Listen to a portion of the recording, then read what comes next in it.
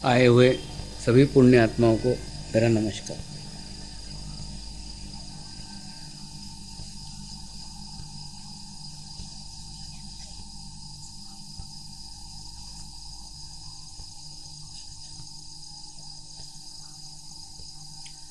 आज के कार्यक्रम की शुरुआत एक पंडित जी उनके दो बच्चों से की कहानी से कर रहे हैं।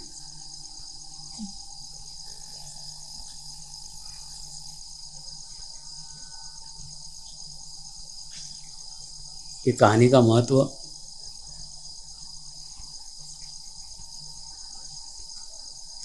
शिविर के अंतिम दिन अवश्य है।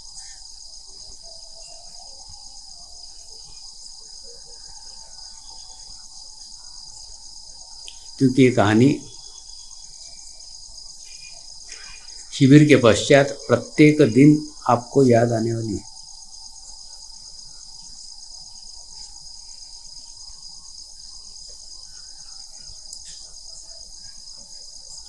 एक पंडित जी थे,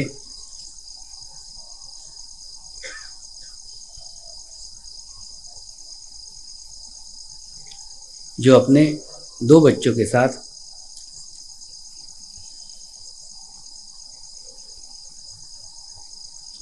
पूजा घर में ध्यान के लिए गए थे।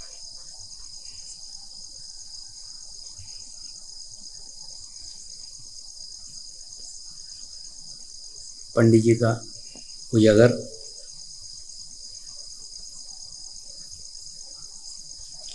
एकदम पवित्र शांत वातावरण में था।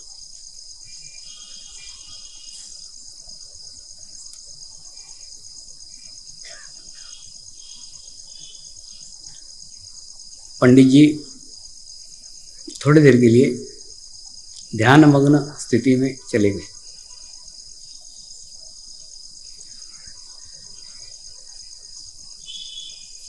साथ में उनका बड़ा लड़का था, वो भी ध्यान की स्थिति में चला गया।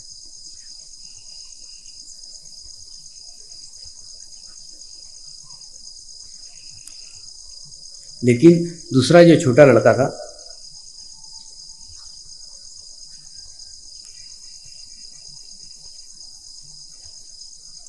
वो थोड़ा नटखट था, चंचल था।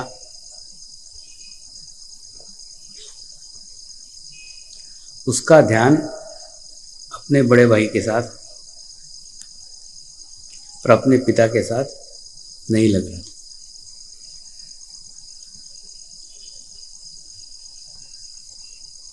ध्यान में उसको अलग अलग विचार आ रहे थे।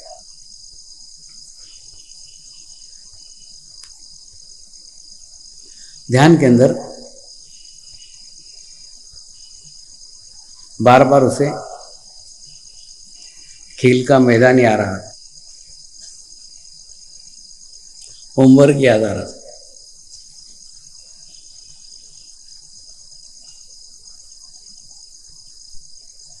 उसने अपने बड़े भाई की तरफ देखा।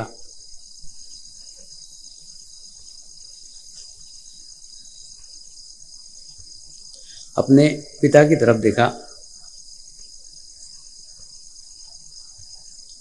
पिता भी ध्यान की अच्छी अवस्था में थे, बड़ा भाई भी ध्यान की अच्छी अवस्था में था।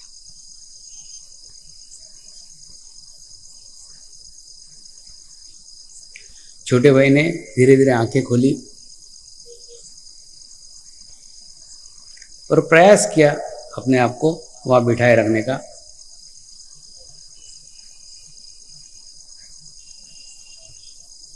लेकिन भीतर से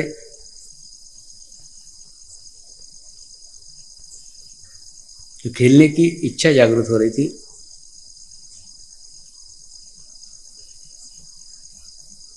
वो इच्छा उसे वहां बैठने न दे रही थी।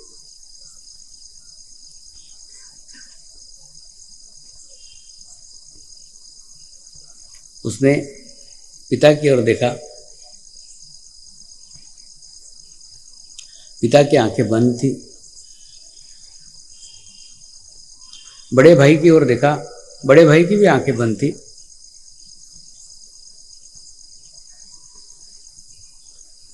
ऐसा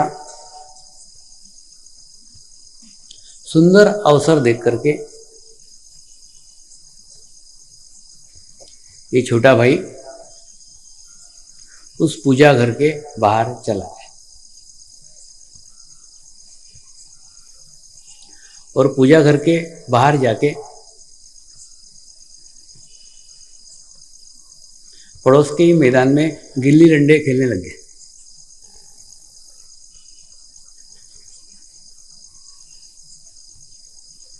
दस मिनट खेलता रहा, 15 मिनट खेलता रहा,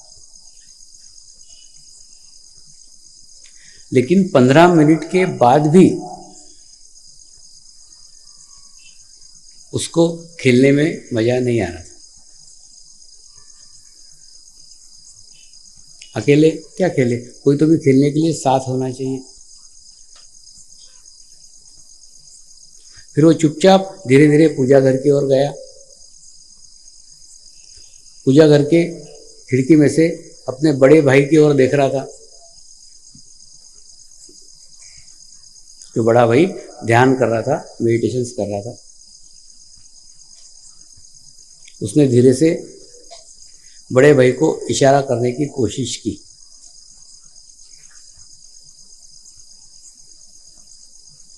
बड़े भाई ने ध्यान नहीं दिया। फिर छोटे भाई ने फिर प्रयास किया, बाहर आ जा, बाहर आ जा, बाहर आ जा। जैसे 2-3 इशारे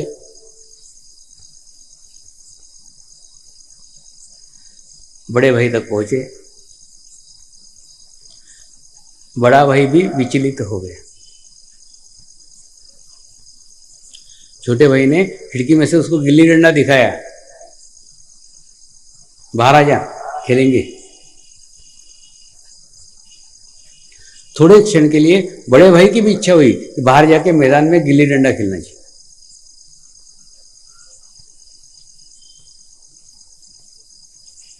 बड़ा भाई उठने ही वाला था, तभी उसका चित्त पड़ोस में बैठे पिताजी की ओर गया, जो ध्यान की एक अच्छी अवस्था में पड़ोस में बैठे हुए थे।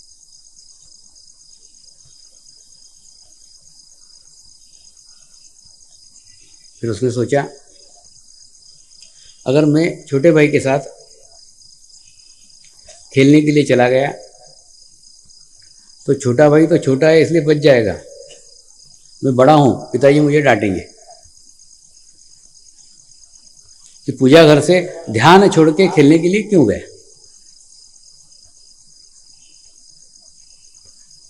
उस पिताजी के डर के मारे क्यों न हो, बड़ा भाई अपनी जगह से नहीं हिला।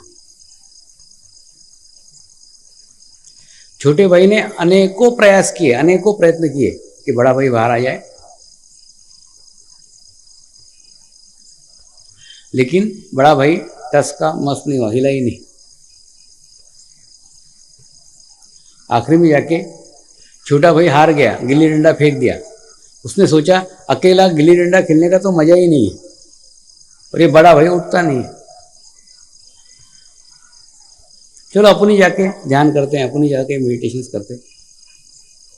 तो बाद में ये छोटा भाई अपने बड़े भाई के साथ और अपने पिताजी के साथ ध्यान करने लग गया, और थोड़ी देर बाद उसको भी ध्यान की वो अवस्था प्राप्त हो गई जो बड़े भाई को प्राप्त थी, जो पिताजी को प्राप्त थी।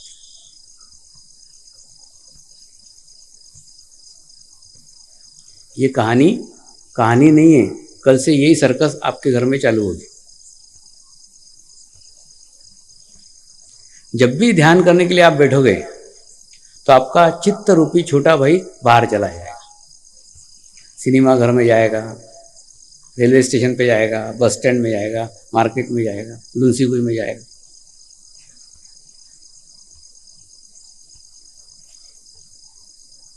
और बार बार घूमता ही रहेगा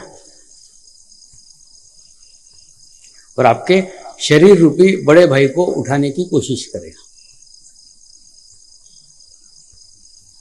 तो आपको इशारे भी करेगा, मैसेज भी देगा, संदेश भी देगा, अरे वो स्वामी जी के साथ लग रहा होगा ध्यान, ध्यान व्यान तेरे बस का रोग नहीं है, तेरे से नहीं होगा। ध्यान तो कर ही नहीं सकता, कभी किया है क्या? छोड़ दे, उठ जा। वो बार बार आपके शरीर को उठाने की कोशिश करेगा, आपका मन बराबर आपको बताएगा।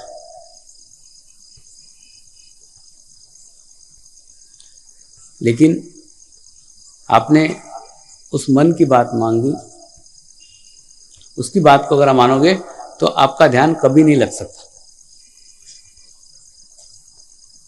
जिस प्रकार बड़ा भाई पिताजी के डर के मारे क्यों न हो बैठा रहा, उसी प्रकार आपका ध्यान लगे या न लगे, आप एक नियम बनाओ कि सवेरे 6 बजे से 6:30 बजे तक आधा घंटा मैं ध्यान करूंगा या मैं ध्यान करूंगी, चाहे ध्यान लगे या नहीं लगे, आप नियम बनाओ। शुरू शुरू में ये चंचल मन बार बार बाहर जाएगा, लेकिन कुछ दिन के पश्चात सारे जगह भटक करके बाद में वो स्थित हो जाएगा, घूमना बंद हो जाएगा और आप ध्यान की एक उच्च अवस्था में जा सकते हैं। लेकिन उसके लिए आपको आपके शरीर पे नियंत्रण करने की आवश्यकता है, आपको आपके शरीर पे कंट्रोल करने की आवश्यकता है। इसलिए एक आधे घंटे का नियम बनाइए। मैंने कल ही बताया था, आधे घंटे आप आपकी आत्मा के साथ रहें।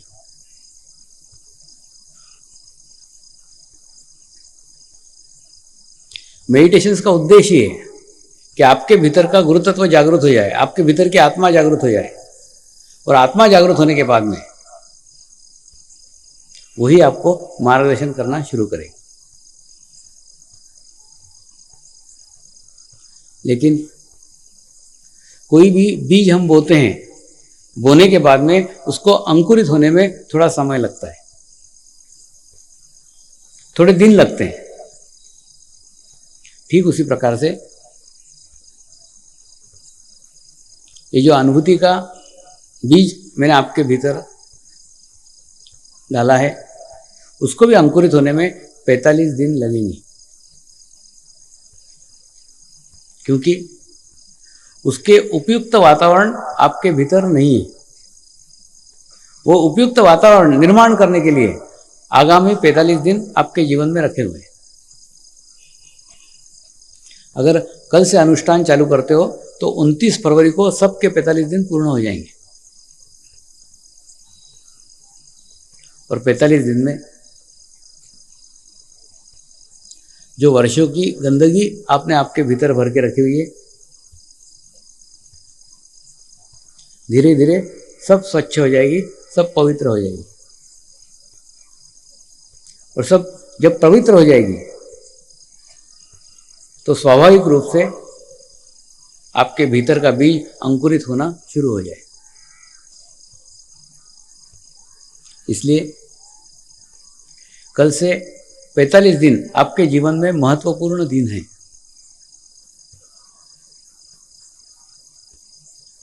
परमात्मा ने आपको यह अनुभूति तब कराई जब आप सामूहिकता में आए, जब आप कलेक्टिविटी में आए। तो कोशिश करो कि सवेरे अपने घर पे ध्यान करो, शाम को जो ध्यान केंद्र बने हुए वहां पे जाके 45 दिन के अनुष्ठान में आप बैठो। जितनी सामूहिकता में बैठोगे, जितने कलेक्टिविटी में बैठोगे, उतनी आज आपको आवश्यकता है। आपकी स्थिति ऐसी नहीं है कि आप अकेले ध्यान कर सको। इसलिए जब ध्यान करने वाले व्यक्ति आसपास बैठे होंगे, आपका भी ध्यान लगना शुरू हो जाए। जैसे एखादा व्यक्ति का पैर का हड्डी फ्रैक्चर होता है, तो फ्रैक्चर होने के बाद में डॉक्टर 45 दिन का प्लास्टर चढ़ाता है। ये 45 दिन का प्लास्टर चढ़ाया गया है, और प्लास्टर खुलने के बाद आपकी हड्डी सेट हो जाना चाहिए। तो ये भी एक प्रकार का प्लास्टर ही है। 45 दिन तक आपको गुरु शक्ति का पूर्ण प्रोटेक्शन रहेगा, क्योंकि जिस प्रकार झाड़ लगाने के बाद में, पौधे लगाने के बाद में पौधों की देखरेख करने का कार्य माली का होता है, ठीक उसी प्रकार से 45 दिनों तक आपके ऊपर निरीक्षण करने का, आपके ऊपर ध्यान रखने का कर्तव्य मेरा है। मैं मेरा कर्तव्य पूर्ण रूप से करूंगा। सवाल ये आता है, इस 45 दिनों का उपयोग आप किस रूप में करते हैं? अच्छे करेंगे, अच्छा होगा, नहीं करेंगे, नहीं होगा। तो आगे का कार्य आपका है। परमेश्वर ने आपको मेरे से मिला करके परमेश्वर का कार्य कर दिया। विश्व चेतना ने विश्व चेतना का कार्य कर दिया। विश्व चेतना ने आपको भेजा था, इसलिए मैंने अनुभूति का कार्य वो भी कर दिया। तो परमेश्वर ने परमेश्वर का कार्य कर दिया, मैंने मेरा कार्य कर दिया। अब आपका कार्य कल से शुरू होगा। आप करोगे तो होगा, नहीं करोगे नहीं होगा। आगे के 45 दिन में आपकी पूरी आध्यात्मिक प्रगति निर्भर है। इसलिए उस 45 दिन के महत्व को समझो। उस 45 दिन में जितने आप व्यवस्थित तरीके से रह सकते हो, व्यवस्थित तरीके से ध्यान कर सकते हो, उतना करो। और 45 दिनों के बाद में आपको उसके परिणाम अवश्य दिखेंगे। तो आगामी आने वाले 45 दिन आपके जीवन में एक विशेष महत्व रखते हैं। उसके अंदर आप आपकी नियमितता मत खो। अगर एक दिन अनियमित हो गए तो धीरे धीरे धीरे फिर वो स्थिति आपकी बिगड़ती चली जाएगी। आज 8 दिन की एक महाशिविर की स्थिति आपको प्राप्त हो गई है। 8 दिन की सामूहिक शक्ति की साथ आपको प्राप्त हुआ है। इतने बड़े सामूहिकता के साथ आपको परमात्मा ने अनुभूति कराई है। उस अनुभूति को संजोना सीखिए, संभालना सीखिए और उसको वृद्धिगत करना सीखिए। जब ऐसे शुद्ध इच्छा के साथ आप 45 दिन ध्यान करोगे और 45 दिन के बाद में आपको उसके परिणाम आएंगे।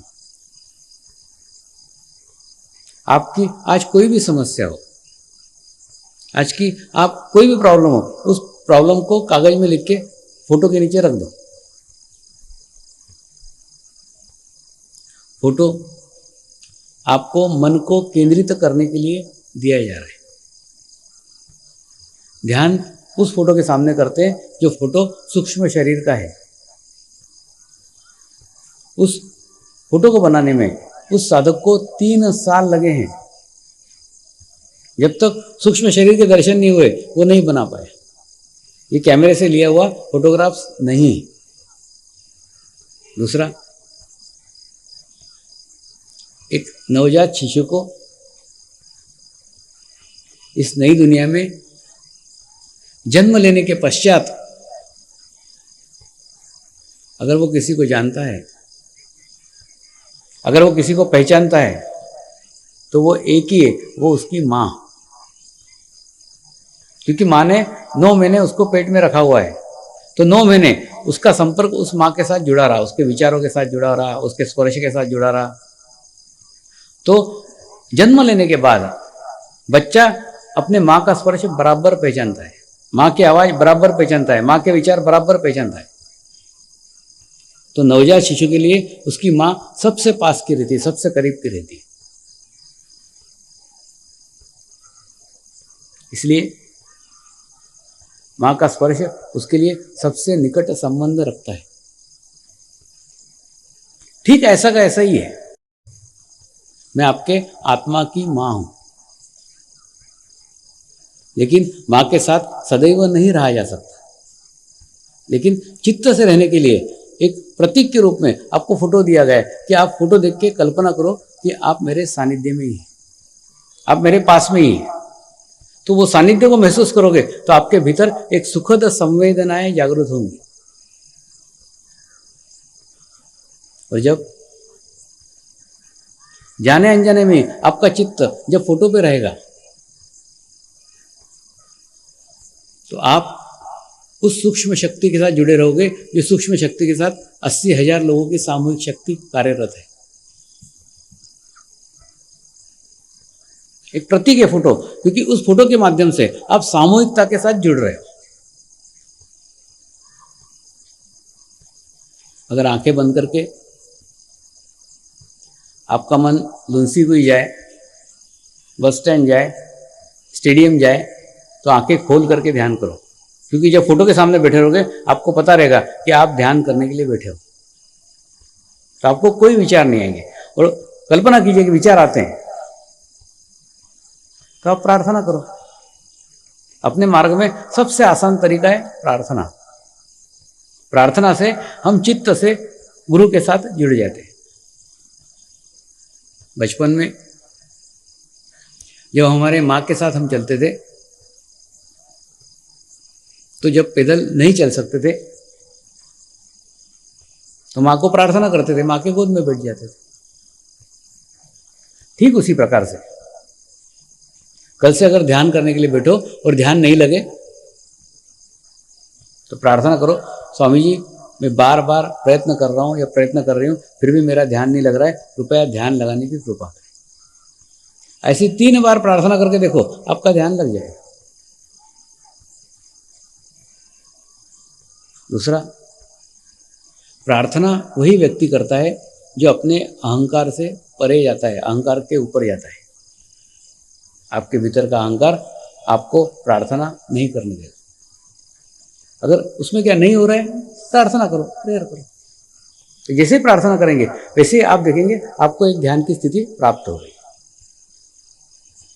दूसरा मंत्र एक सशक्त माध्यम है जीवंत सामूहिक शक्ति के साथ जुड़ने का। आज हजारों लोग जाति, धर्म, रंग, देश, भाषा सब छोड़ करके उस मंत्र के साथ जुड़े हुए हैं। ऐसा नहीं कि यहाँ अलग पद्धति है, बाहर अलग, एक ही पद्धति, एक ही मेथड।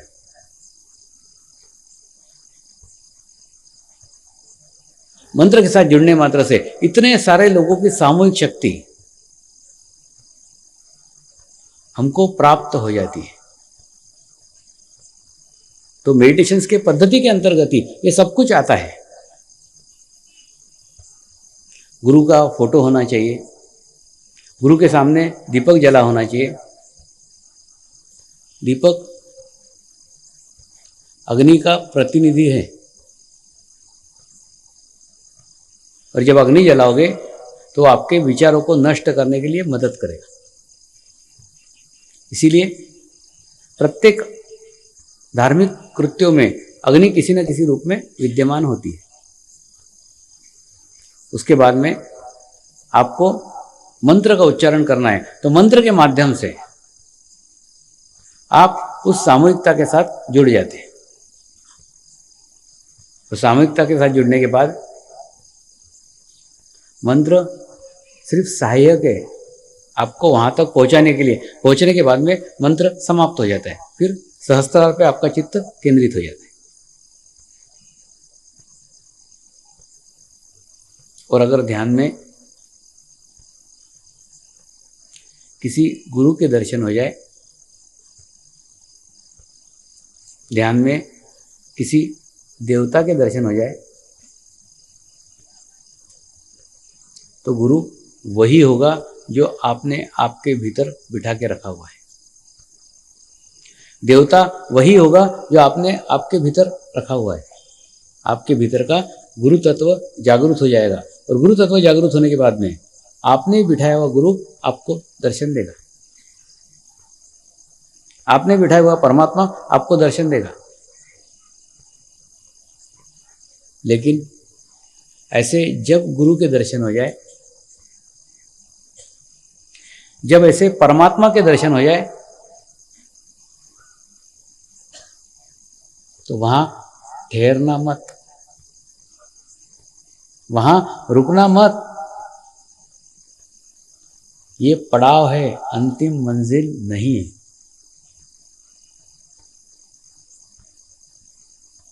ये पड़ाव है, इस पड़ाव में आके भी कई लोग इसी को मंजिल समझ के बैठते हैं। मेरे को राम के दर्शन हो गए, मेरे को कृष्ण के दर्शन हो गए, मेरे को हनुमान के दर्शन हो गए, बस अब क्या करने की जरूरत है, पहुंच गया मैं, परमात्मा के दर्शन हो गए, अब सब एकदम। ये आज्ञा चक्र का बुलावा है। भीतर हनुमान बिठाए थे, हनुमान के दर्शन हो गए, भीतर राम बिठाए थे, राम के दर्शन हो गए, भीतर कृष्ण बिठाए थे, कृष्ण के दर्शन हो गए।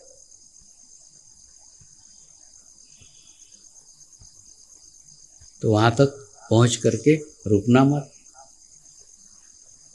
वहां पे अटकना मत, अहंकार को आने मत देना, अन्यथा अहंकार उससे आगे आपको जाने न देगा।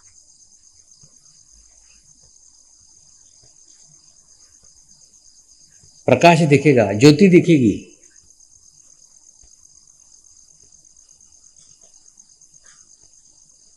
ये सब मार्ग के पथिक है।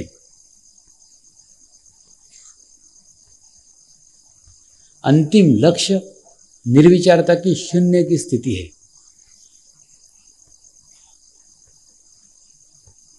सहस्त्रार पे पहुंचने के बाद में दिखने की प्रक्रिया बंद हो जाती है, कुछ दिखता नहीं है।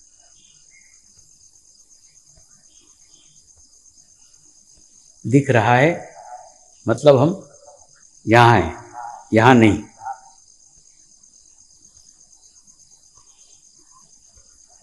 यहां से यहां तक का रास्ता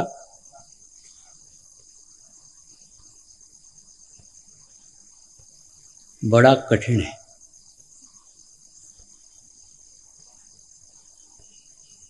स्वयं तो पार कर ही नहीं सकते, यहां से यहां तक स्वयं कोई नहीं पहुंच सकता।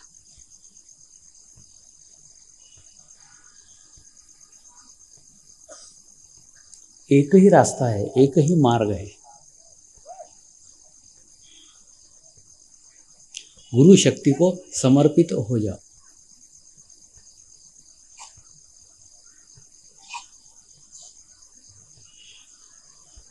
समर्पित होने के बाद सारा कचरा, सारा भूतकाल समाप्त हो जाएगा।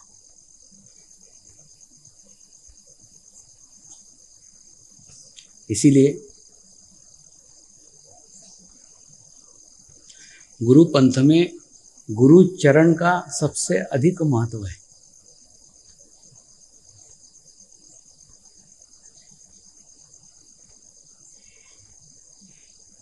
गुरु चरण की बात ही इसलिए कही गई है कि उसके ऊपर आप देखो ही मत।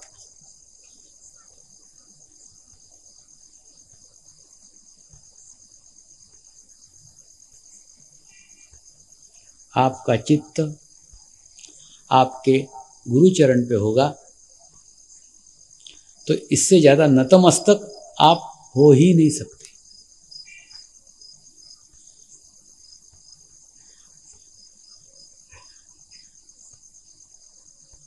गुरु चरण का, पावड़ी का यही महत्व है कि गुरु के सामने अत्यधिक नतमस्तक होना है।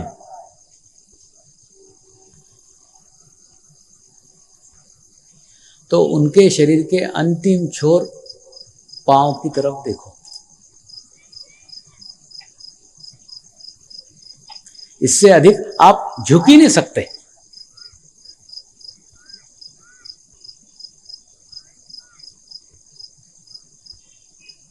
आप गुरु के बालों की तरफ देखो, वो बात न बनेगी।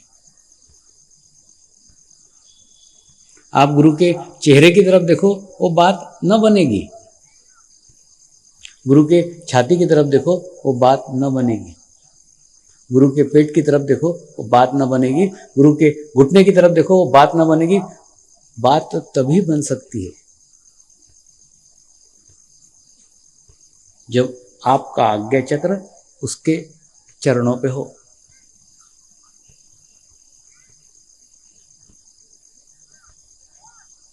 उसके चरण और आपके आज्ञा चक्र का बहुत गहरा संबंध है।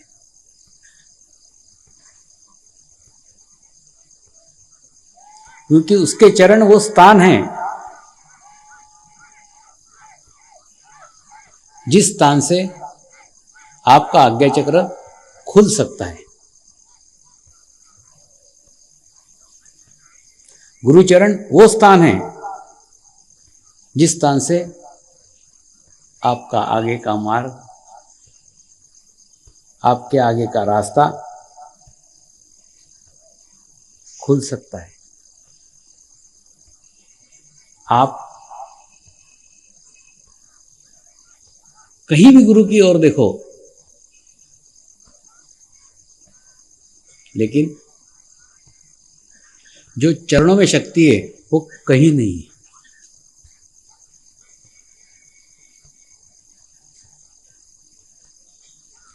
इसका मतलब यह कदापि नहीं है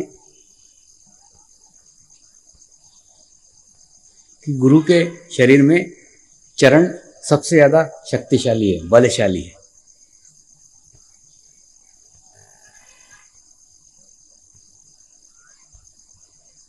गुरु का तो सारा शरीर ही तेजोवलय है, तेज का पुंज है, शक्ति का माध्यम है। उसके कण कण में शक्ति विराजमान है।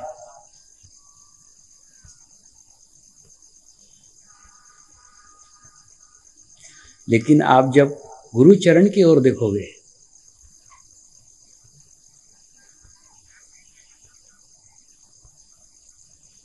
तो स्थिति में आपके परिवर्तन आएगा, गुरु के नहीं। आपका आज्ञा चक्र, आपकी दृष्टि जब गुरु चरण पे रख दोगे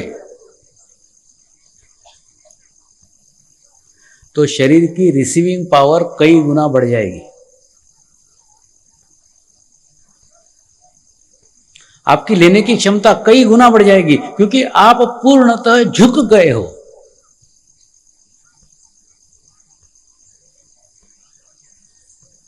और जितना झुकोगे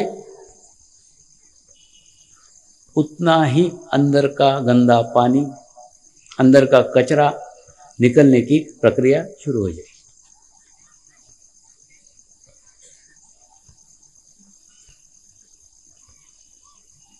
उस चरणों पे झुक करके आप उस गुरु पे कोई एहसान नहीं कर रहे हो। उस चरणों पे झुक करके आप अधिक विनम्र हो रहे हो, आप अधिक झुक रहे हो, आप ही आपका कचरा निकाल रहे हो।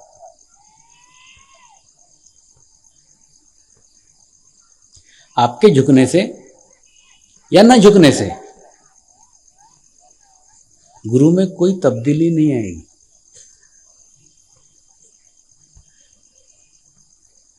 गुरु में कुछ फर्क नहीं आएगा, फर्क आएगा आप में।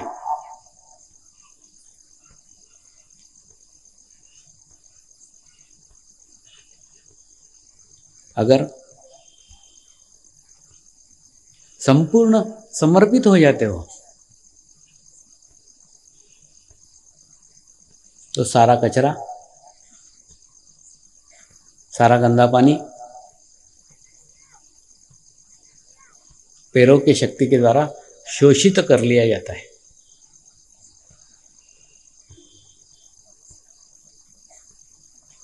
इसलिए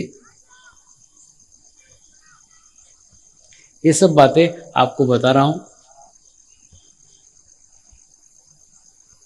क्योंकि जीवन में मैंने गुरुचरण के अलावा ऊपर कुछ देखा ही नहीं।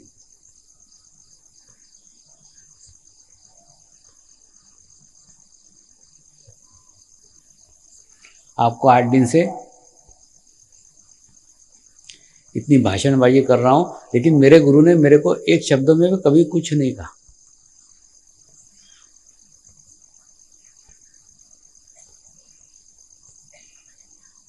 सारी मौन से मौन तक की भाषा थी।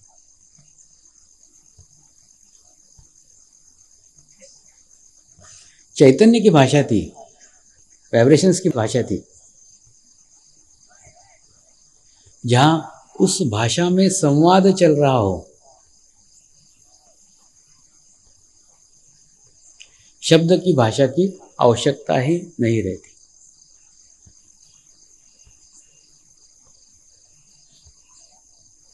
वो चैतन्य में बता रहे हैं, मैं चैतन्य में सुन रहा हूं।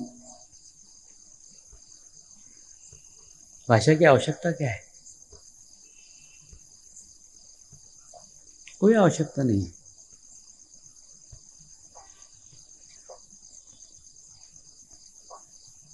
किसी गुरु ने किसी शब्द से मुझे नहीं समझाया है।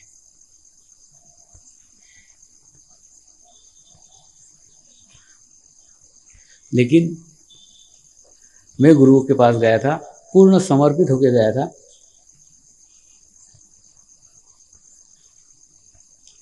कुछ प्रश्न नहीं पूछता था, कुछ नहीं था।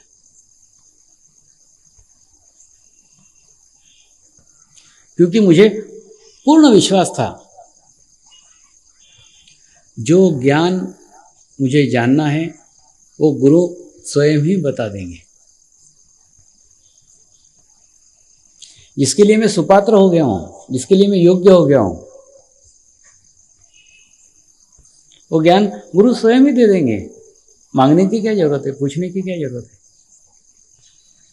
और जो प्रश्न पूछने के लिए मैं सुपात्र नहीं हूं, वो प्रश्न ही उनको क्यों पूछूं?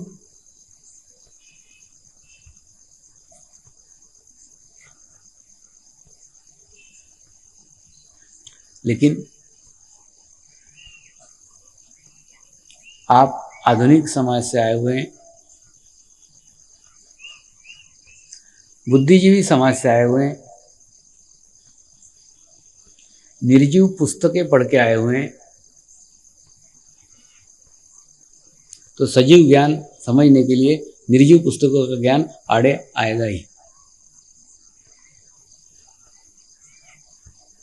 इसलिए मैं आपको प्रश्न करने के लिए कहता हूं, आपके उत्तर देने के प्रयास करता हूं। लेकिन समझ लीजिए, जैसी खदान होती है वैसी मिट्टी होती है। खदान से मिट्टी अलग नहीं हो सकती।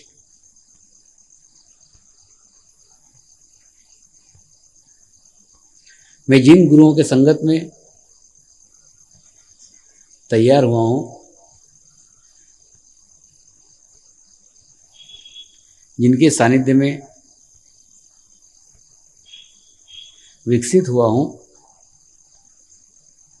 वहां कोई शब्दों की भाषा नहीं होती।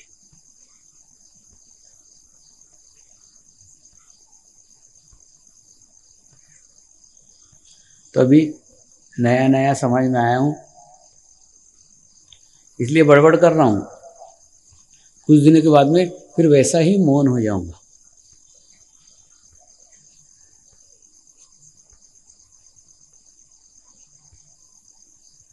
फिर यह भी एक इतिहास बनेगा कि स्वामी जी 8-8 दिन बोलते थे।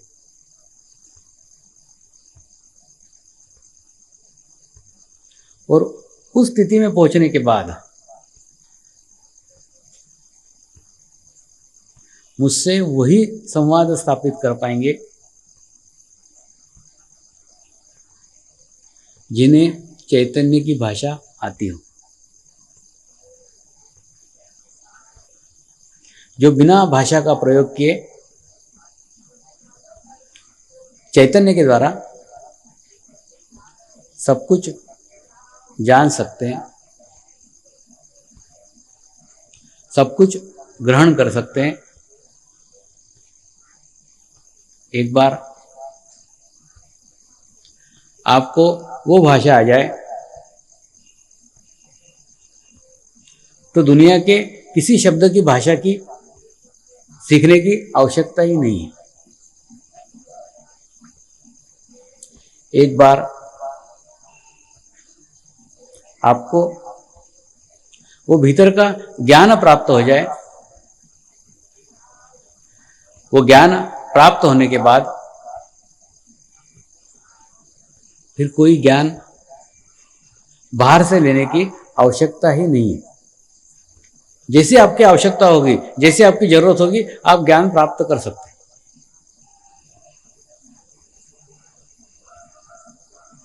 एक बार जापान से एक महिला मुझे मिलने के लिए आई।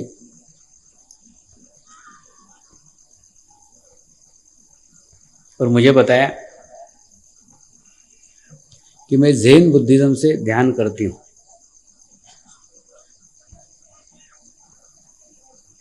कोई व्यक्ति मेरे को कहता है मैं ध्यान करता हूँ, सबसे पहले मैं उसके लीवर को चेक करता हूँ। लीवर को चेक करता हूँ मतलब डॉक्टर श्री का कोई इक्विपमेंट्स लेके उसके पास नहीं जाता,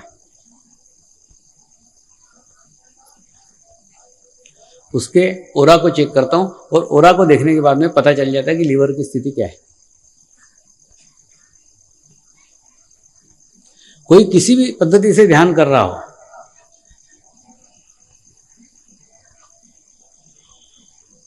अगर ध्यान करता है, सबसे पहले उसका लीवर एकदम ठंडा रहता है, एकदम शांत रहता है, वो व्यक्ति एकदम समाधानी रहता है। मैंने उस महिला को बोला, आप ध्यान करती है लेकिन ध्यान लगता नहीं है। उसके बाद में ज़ेन बुद्धिज्म पे 1 घंटे तक उसको प्रवचन दिया। जो उस ज़ेन बुद्धिज्म के बारे में जो नहीं जानती थी, वो सब कुछ बातें उसको बताई।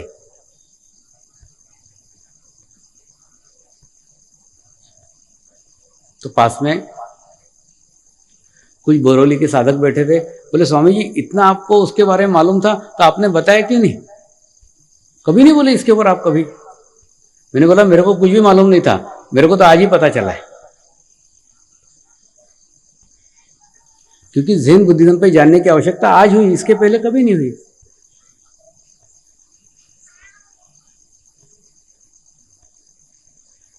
जब वो साधिका सामने आई, उसको माध्यम बना करके मैंने ज़ेन बुद्धिज्म के बारे में जानकारी प्राप्त की।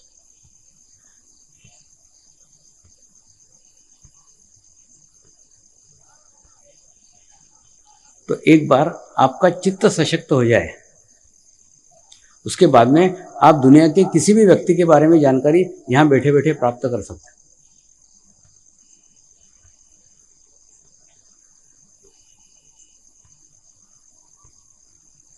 ये क्या प्रकार है? प्रकार ये है कि ध्यान करते करते, मेडिटेशंस करते करते सूक्ष्म शरीर निर्माण हो गए।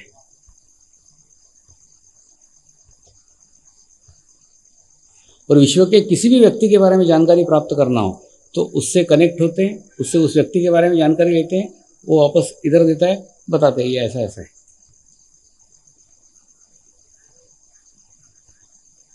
जिस प्रकार से सैटेलाइट से आप इधर उधर मैसेज भेजते हो, ठीक यही पद्धति विश्व के किसी भी व्यक्ति के बारे में संपूर्ण जानकारी 1 सेकंड में प्राप्त हो जाती।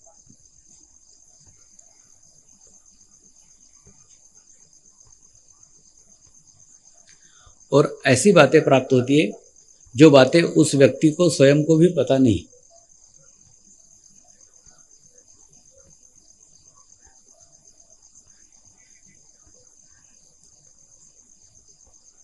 ये ओरा का अध्ययन करके पता चलता है।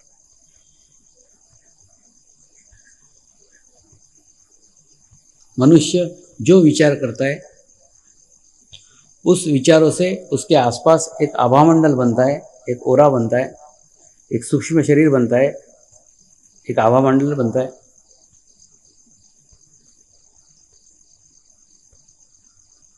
वो आभामंडल बनने के बाद उस व्यक्ति की संपूर्ण जानकारी प्राप्त हो सकती है।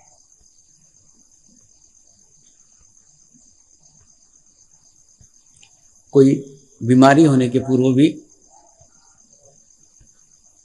उस बीमारी की पूर्व सूचना प्राप्त हो जाती है। क्योंकि सबसे पहले आपके विचारों का शरीर नाश होता है, नष्ट होता है, विचारों का शरीर खराब होता है। और जब विचारों का शरीर खराब होता है, धीरे धीरे उसका प्रभाव आपके स्थूल शरीर पर होता है। और जब स्थूल शरीर में प्रभाव होता है, तब मेडिकल साइंस आपको पकड़ता है कि आपके अंदर ये बीमारी, आपको ये रोग है। लेकिन वो ओरा को देख करके इन बीमारियों को पहले भी जाना जा सकता है।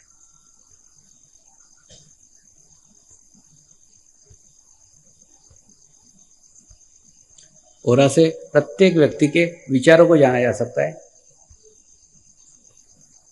लेकिन जो मुझे मिलने के लिए आते हैं, उन व्यक्तियों को मैं सिर्फ उतना मार्गदर्शन करता हूं जितना उनके लिए आवश्यक है। उस व्यक्ति के बारे में 100% जानकारी पूर्ण मिल जाती है, लेकिन सिर्फ 10% उसको देता हूं, इतनी उसके लिए आवश्यक है। क्योंकि अगर 100% देने लग जाऊं तो कोई व्यक्ति मेरे आसपास भी नहीं फटकेगा।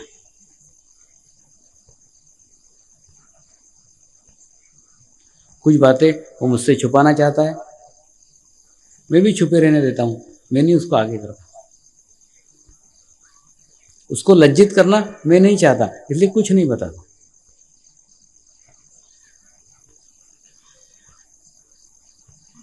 जब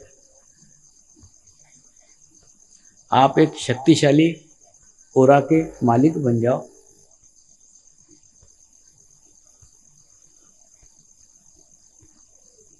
तब आपके आसपास का आभामंडल, आपके आसपास का ओरा सुंदर ओरा, पवित्र ओरा, शांत ओरा, ऐसा ओरा लेके जब आप कहीं चलोगे, किसी स्थान पे जाओगे, किसी देश में जाओगे, परदेश में जाओगे, ये ओरा का स्थायी प्रभाव आपके साथ साथ चलेगा।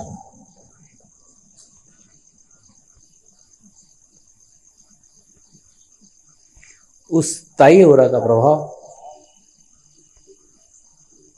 आसपास के प्रत्येक जन सामान्य के ऊपर होगा।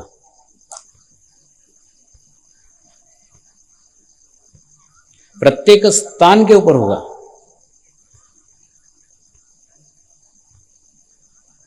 और जब प्रत्येक स्थान के ऊपर होगा तो उस स्थान की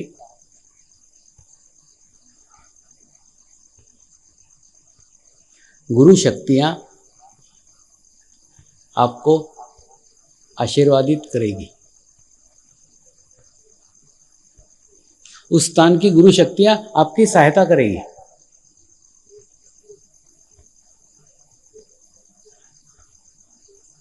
जहां भी जाओगे, विश्व के किसी भी कोने में चले जाओ, विश्व चेतना विश्व के कण कण में फैली हुई है।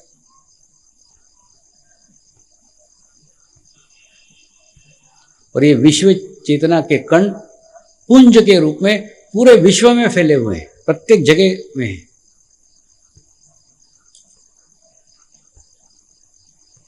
लेकिन आप जब पवित्र हो जाते हो, आप जब अबोध बन जाते हो, आप जब बच्चे बन जाते हो, आपकी लेने की क्षमता जब वृद्धिगत हो जाती है, बढ़ जाती है,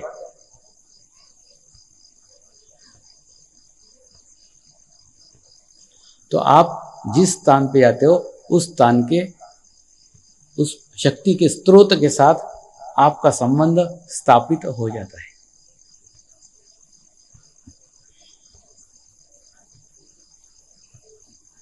आपको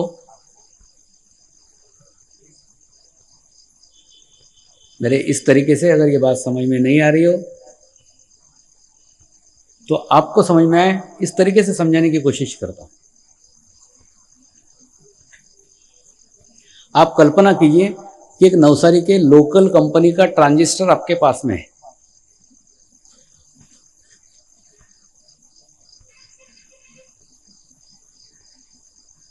ट्रांजिस्टर जीवंत है, जीवंत होना आवश्यक है। जब आप उसको नवसारी में ऑन करोगे,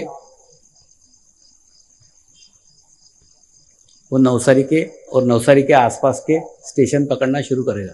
अहमदाबाद बड़ौदा पकड़ेगा, मुंबई पकड़ेगा, आसपास के स्टेशन पकड़ना शुरू करेगा, क्योंकि ट्रांजिस्टर जीवंत है।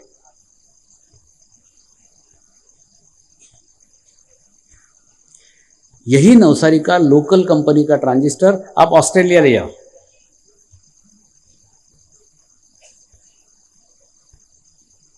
वो ऑस्ट्रेलिया के स्टेशन पकड़ना चालू कर देगा। सिडनी पकड़ेगा, ब्रिस्बेन पकड़ेगा, सनशाइन कोस्ट पकड़ेगा, जो लोकल स्टेशन है वो वहां के पकड़ेगा, क्योंकि ये ट्रांजिस्टर जीवंत है। इसी नवसारी के ट्रांजिस्टर को आप यूके ले जाओ, जैसे ही यूके में ऑन करोगे, लेस्टर पकड़ेगा, लंदन पकड़ेगा, वेल्स पकड़ेगा, कार्डिफ पकड़ेगा, वहां के तुरंत लोकल स्टेशन पकड़ना शुरू कर देगा। इसी ट्रांजिस्टर को कनाडा ले जाओगे, कनाडा के लोकल स्टेशन पकड़ेगा।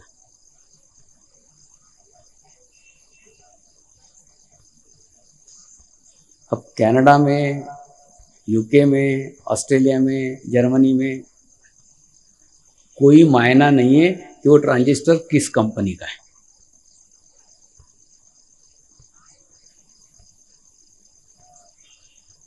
तो भले ही नवसारी की लोकल कंपनी है, लोकल कंपनी का ट्रांजिस्टर है, लेकिन दुनिया के जिस जगह जाएगा उस जगह के स्टेशन अवश्य पकड़ेगा,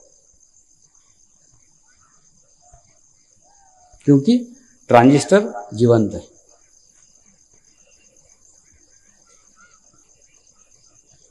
तो वो किसी भी कंपनी का हो, लेकिन किसी भी देश में जाके चल सकता है, किसी भी जगह के एनर्जी को पकड़ सकता है, किसी भी जगह के वेव्स पकड़ सकता है, वहां के स्टेशन पकड़ सकता है। तो अगर ट्रांजिस्टर की बात आपके समझ में आ रही हो, तो ट्रांजिस्टर की जगह आप मेरे को देख लो, और जीवंत ट्रांजिस्टर की जगह एक ध्यान करने वाले व्यक्ति की कल्पना करो। तो जहां भी जाएगा वहां की शक्तियों के साथ में उसका कनेक्शन स्थापित हो जाएगा।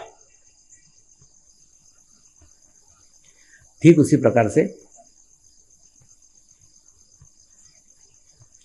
मैं किसी भी धर्म का हूं, किसी भी देश का हूं, कोई मायना नहीं रखता।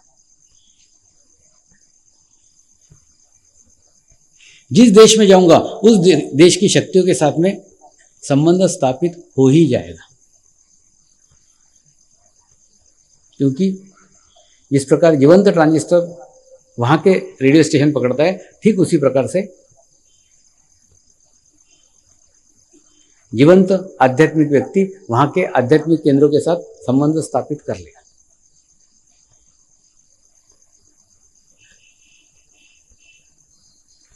कुछ शक्ति के बल है, कुछ शक्ति के स्रोत एक निश्चित जगह में ही स्थित होते हैं।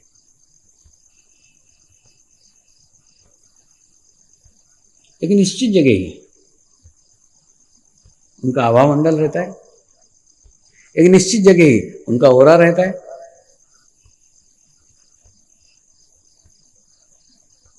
वो उसके बाहर नहीं जाते।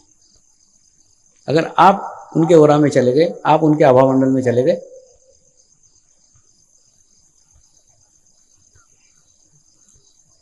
तो आप पे कृपा करना शुरू कर देते, आपको माध्यम बनाना शुरू कर देते, आपको मीडिया बनाना शुरू कर देते।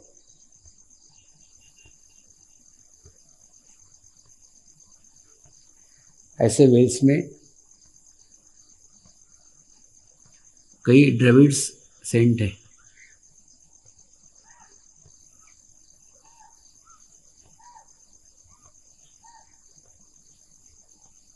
बहुत पुराने संत हैं,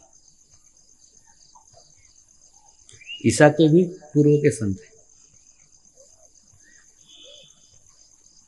उनकी शक्तियां, उनके तेजोलय आज भी वहां विद्यमान है। लेकिन इन सबके लिए हमें सुपात्र होने की आवश्यकता है। उसके लिए हमें शुद्ध होने की आवश्यकता है, उसके लिए हमें पवित्र होने की आवश्यकता है। और जब तक उतने पवित्र हम नहीं होंगे तब तक उन शक्तियों के साथ हमारा संबंध स्थापित नहीं हो सकता।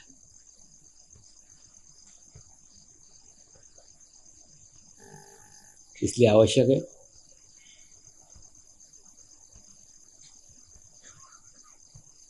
हम नियमित ध्यान करें और नियमित ध्यान के लिए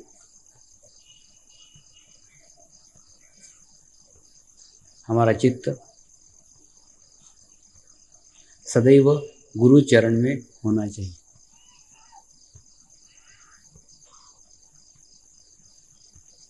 मैंने मेरे गुरु को परमात्मा माना। परमात्मा मानना आत्मा की एक स्थिति है। हम जान रहे हैं वो परमात्मा नहीं है, वो भगवान नहीं है,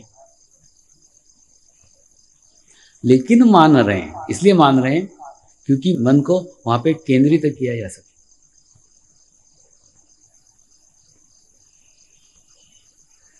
विश्व के सारे विश्व चेतना ने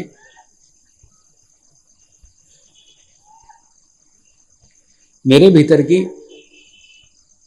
विश्व चेतना को मिलने के लिए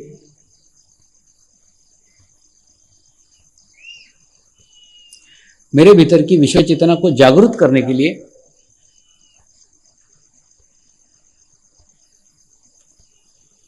जिस शरीर के माध्यम को चुना,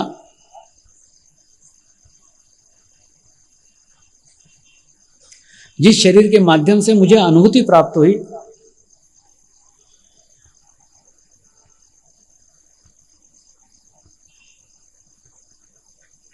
वो शरीर ही मेरे लिए विश्व चेतना का माध्यम बन गए।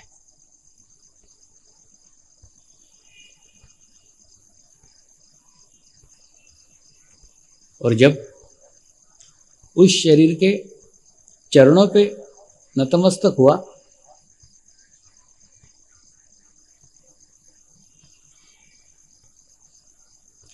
तो सारी विश्व का ज्ञान, सारी विश्व की चेतना शक्ति उसी गुरु चरण से मुझे प्राप्त हुई है।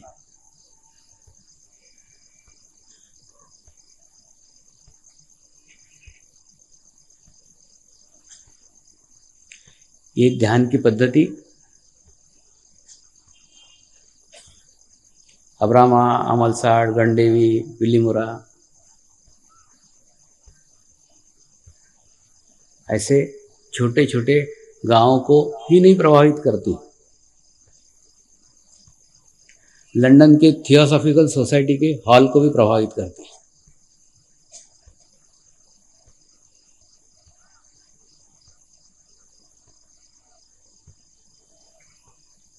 वो सारे विद्वान लोग एक अनपढ़ गंवार की बातें सुनने के लिए एकत्र होते हैं।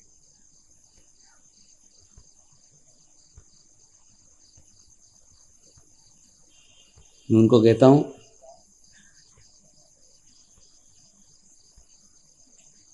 तुमने बहुत पुस्तकें पढ़ी हुई है, पुस्तकों का बहुत ज्ञान तुम्हारे पास है।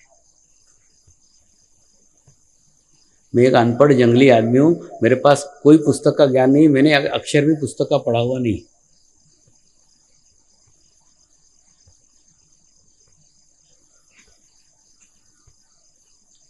लेकिन आप मेरी बात सुनने के लिए आज मेरे पास आए हैं। तो अगर आप अपेक्षा करके आए हैं कि आपको आपके ज्ञान से अधिक मैं कुछ दूंगा,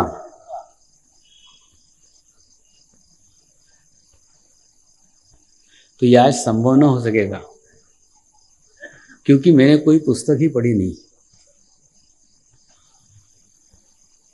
आज आपको आपकी ज्ञान की दिशा बदलना होगी।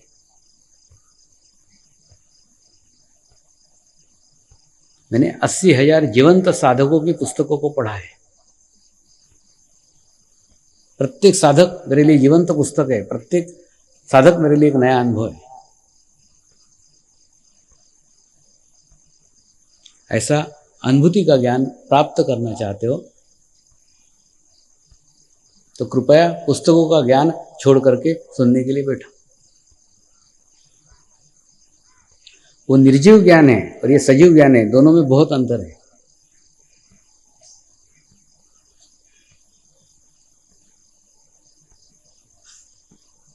वो कार्यक्रम इतना सुंदर हुआ, इतना अच्छा हुआ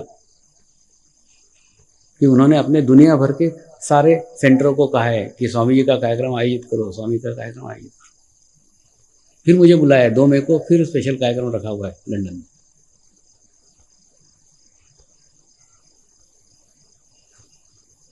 तो कौन सी ऐसी चीज है जो एक जंगली व्यक्ति एक विद्वान व्यक्तियों को प्रभावित कर सकता है?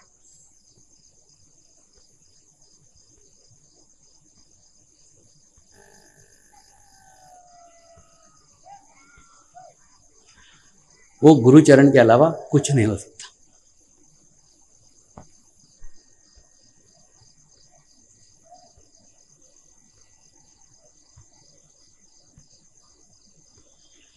जब ये लोग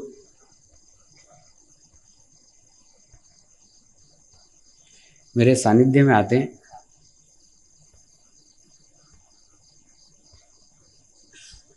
तो जो कहता हूं सब करते हैं। सर के बल खड़े होने को बोलूंगा, सर के बल खड़े हो जाएंगे।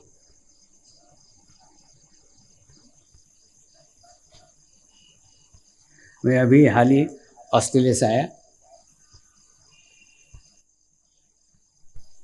जिस घर से विदा होने वाला रहता था उस दिन उस घर के मेंबर एकदम मौन रहते थे, एकदम शांत रहते थे।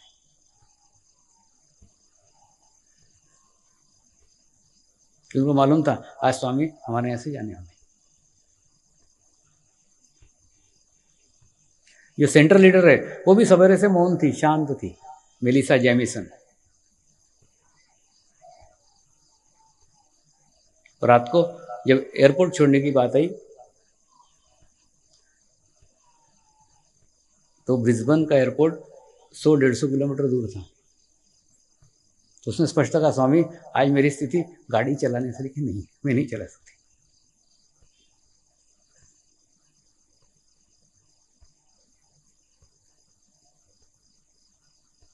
जिस व्यक्ति को 20 दिन पूर्व जानते भी नहीं थे,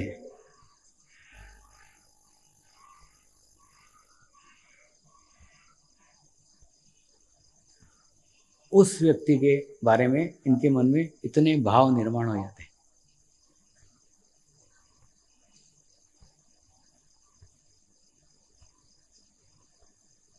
मेरे को भी बहुत भीतर जाके कार्य करना पड़ता है। मुझे भी दुख होता है, काय को इतने भीतर गया, अच्छी भली थी, 20 दिन में उसको दुखी कर दिया।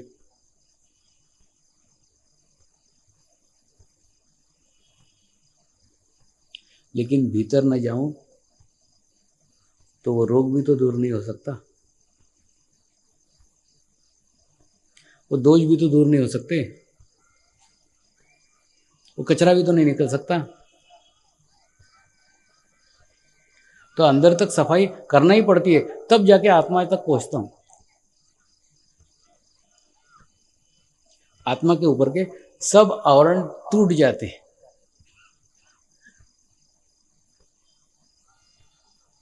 और फिर आत्मा का आत्मा के साथ संबंध स्थापित हो जाता है। गुजराती में बोलते हैं लागणी हो जाती है, लागणी हो जाती है।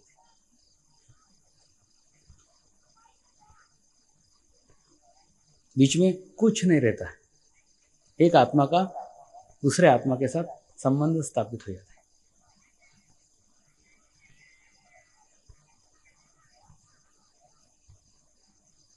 ऐसा संबंध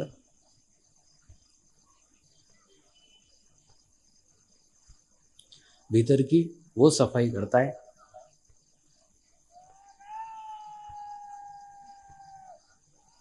भीतर की वो स्वच्छता करता है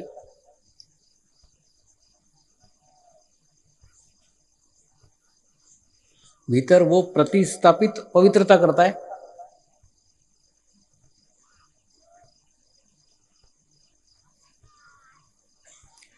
जो किसी दवाई से, किसी इंजेक्शन से, किसी मेडिसिन से नहीं हो सकती।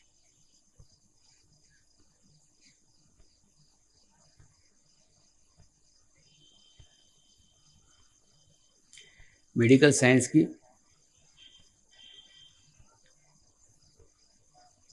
कितनी भी प्रगति हो जाए,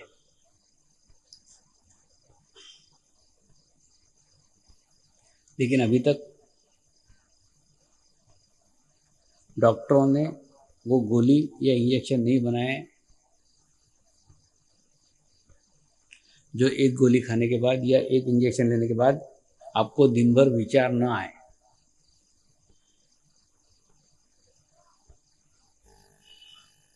वो इंजेक्शन से, गोली से आपको बेहोश कर सकते हैं,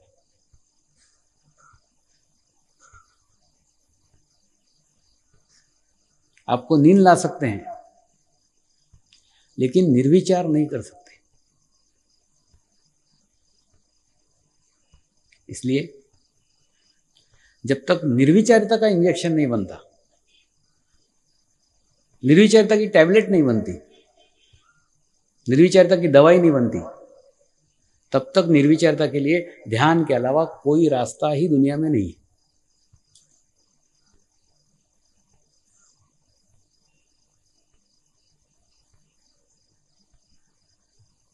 इसलिए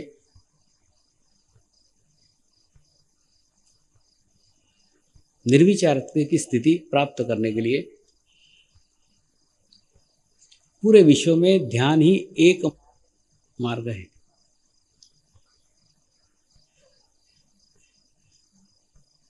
एक ही रास्ता है और कोई रास्ता नहीं है।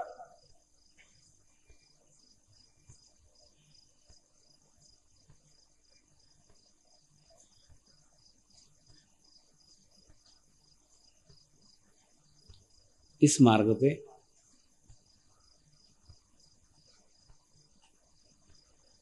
जो चले हैं,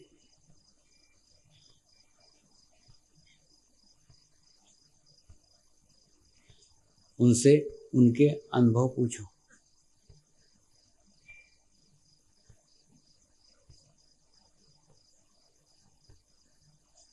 प्रत्येक व्यक्ति को अपने निजी अनुभव है।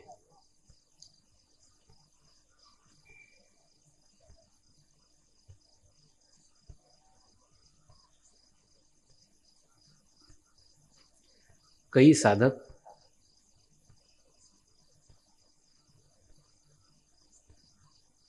अपने अनुभव बताने की हिम्मत करते हैं, जैसे एक बच्ची ने भी किया।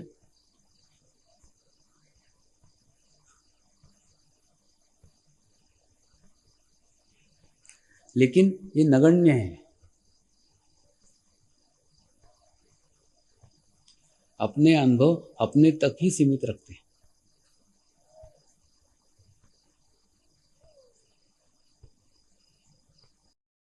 कभी कभी मुझे पत्र के द्वारा सूचित करते हैं,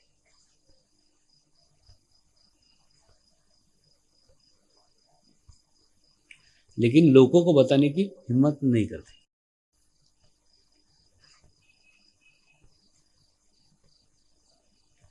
लोग क्या कहेंगे,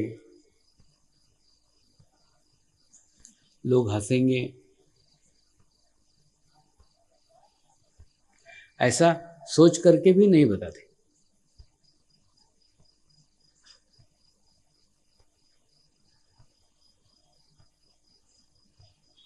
और मेरा तो कहना है, यही अनुभव आप बताओ।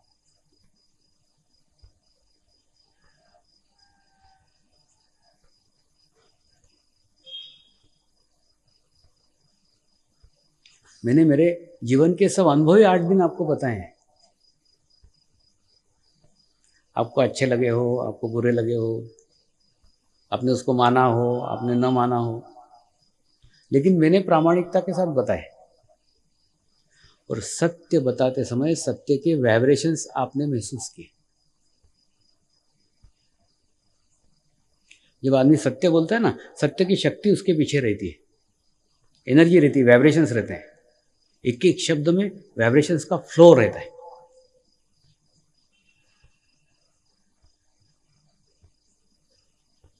कोई पुस्तक लेके नहीं बैठा हूं, कोई किताब खोल के नहीं बैठा हूं, कोई अध्याय पढ़ के नहीं सुना रहा हूं। ये मेरे जीवन के किताब के अध्याय आपको खोल के सुन के बताए।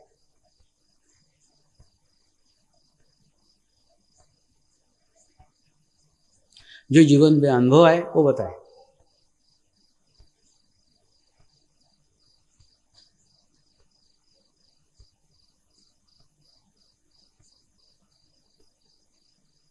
तो सारी भाषा हृदय से हृदय तक की भाषा थी।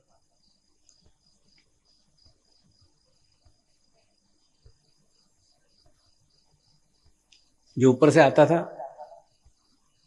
गुरुदेव प्रेरणा देते थे, वो बताता था। स्वादिष्टान से कोई पुस्तक को याद करने की आवश्यकता नहीं थी। कोई निर्जीव बीच में आया ही नहीं।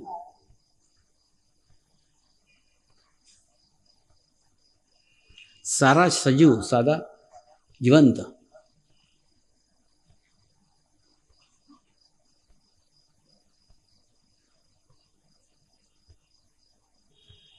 अनेकों पुस्तकें पढ़ने के बाद भी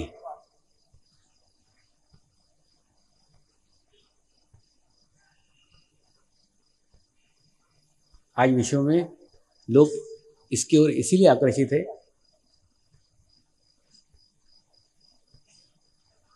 क्योंकि ये सजीव है।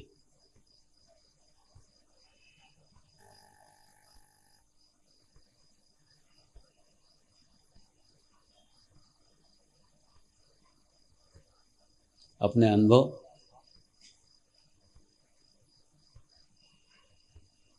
अपने एक्सपीरियंस, यही मेरा मार्गदर्शन आगे करते रहते हैं। प्रत्येक दिन उसमें एक अनुभव की वृद्धि हो जाती।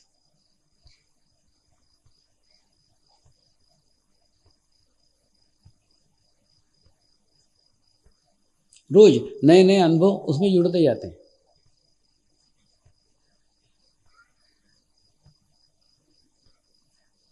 इसलिए आप भी अपनी अनुभूति को, अपने अनुभव को गुरु बनाओ।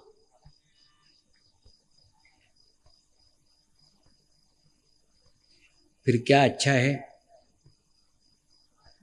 क्या बुरा है, इसका सब ज्ञान आपको आपके भीतर से ही होना शुरू हो जाए।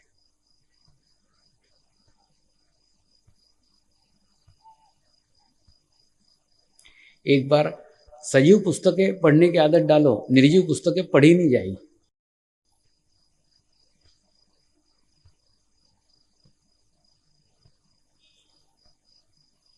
कई बार मेरे को कई साधक बहुत बड़ी बड़ी पुस्तकें भेंट करते हैं।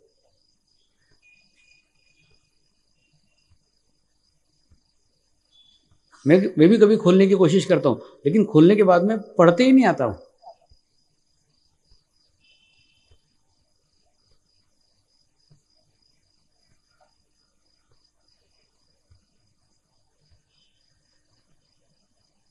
एक बार सजीव ज्ञान का आनंद लेके देखो, निर्जीव ज्ञान वैसे ही समाप्त हो जाएगा।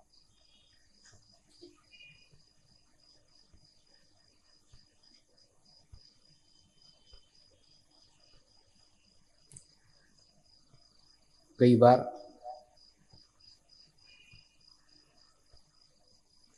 नौकरी करने वाली बहनें मुझे कंप्लेन करती है, स्वामी जी पहले नौकरी में जाती थी, सहेलियों से गप्पे मारती थी, बातचीत करती थी, बड़ा आनंद आता था, बड़ा मजा आता। आजकल सहेलियों के बीच में बैठती हूँ, मजा ही नहीं आता। ऐसा क्यों होता है? मैंने उनको कहा, वो सहेलियां एक दूसरे की निंदा करती थी, एक दूसरे को क्रिटिसाइज करती थी, ऐसी निर्जीव बातें करती थी जिस बातों में कोई एनर्जी नहीं थी, कोई वाइब्रेशंस नहीं था, कोई चैतन्य नहीं था।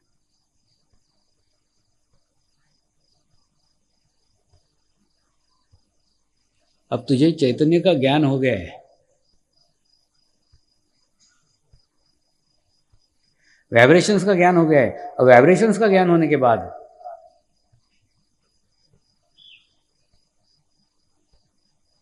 वो निर्जीव बातों से तेरा रस समाप्त हो गया।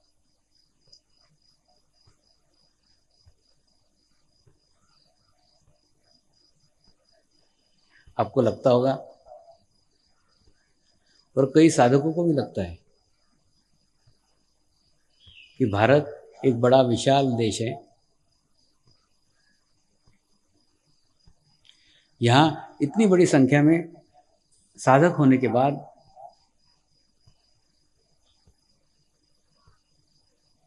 आप छोटे छोटे शिविर लेने के लिए अलग अलग देशों में क्यों जाते हैं?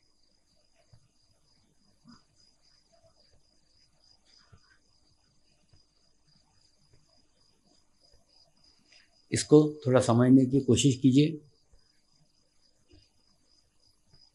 बहनों को घर की भाषा में समझाऊं तो जब रोटी का डब्बा खोलते हैं तो डब्बे पे पांचों तरफ से वजन डालते हैं और फिर घुमाते हैं तो डब्बे का ढक्कन खुल जाता है।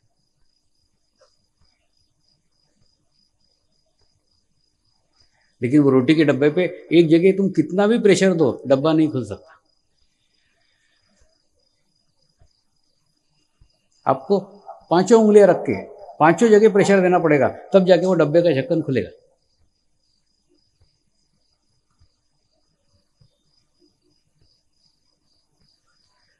तो मेरे गुरुदेव की तो विश्व चक्र को क्रियान्वित करने की इच्छा है।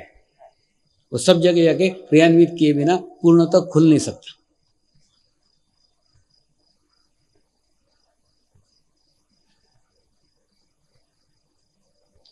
संख्या का उसमें कोई मायना नहीं है। मायना है आप उस जगह जाके कैसे क्रियान्वित करते हो।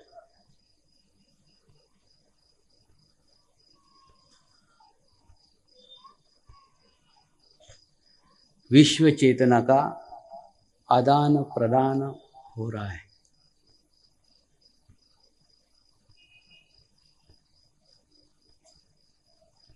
मैं किसी देश से जाता हूं तो अकेला नहीं जाता, साथ में 80,000 लोग रहते हैं।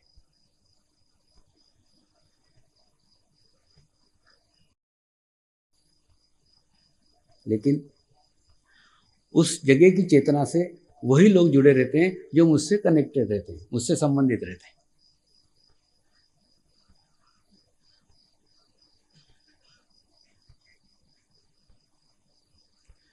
ऑस्ट्रेलिया के दौरे में ऐसे सभी साधकों को मैं मेरे चित्त में लेके रोज समुद्र स्नान करता था।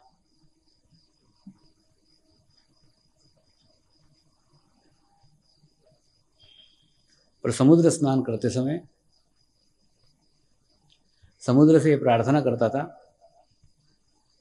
मेरे सब साधकों का ऑरा स्वच्छ हो जाए, मेरे सब साधकों का ऑरा पवित्र हो जाए।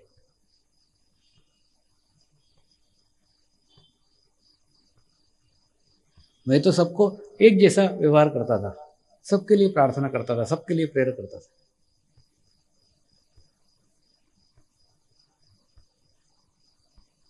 लेकिन मेरी प्रार्थना उन्हीं साधकों के लिए फलीभूत होती थी जो उस समय मुझसे कनेक्टेड रहते थे।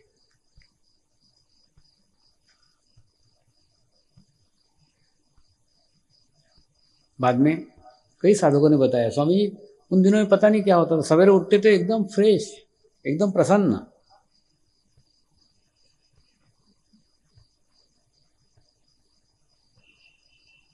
इसलिए होता था क्योंकि उनको चित्त में लेके मैं वहां समुद्र स्नान करता था।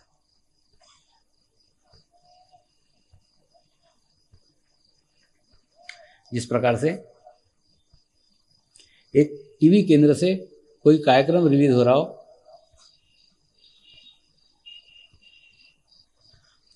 तो घर के उसी टीवी में वो देख सकता है जो टीवी ऑन हो।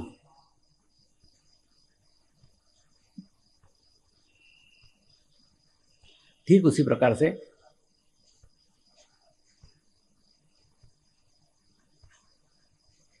मैं जब ध्यान साधना करता हूँ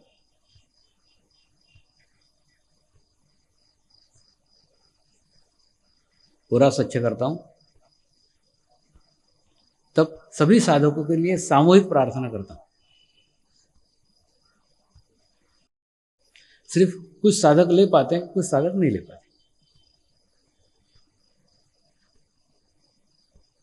इसलिए नियमित ध्यान साधना करो।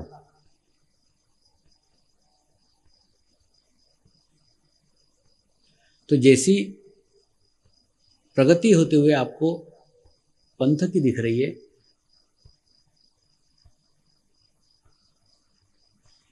वैसी ही प्रगति आपकी स्वयं की भी होगी।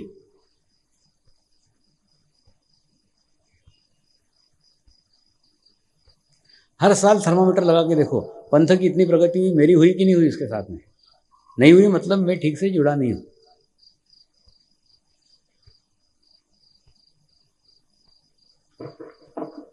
आपका जुड़ना अति आवश्यक है।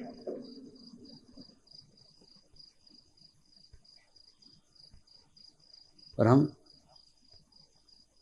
जुड़े तभी रह सकते हैं जब हम पूर्णतः नतमस्तक हो, हमारा आज्ञा चक्र हो और गुरु के चरण हो, बस।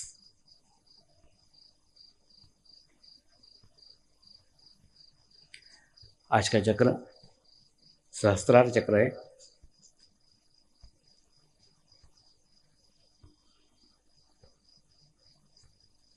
सहस्त्रार चक्र इन चक्रों की मालिका में सर्व ऊपर है। आपका यहाँ तालु भाग रहता है,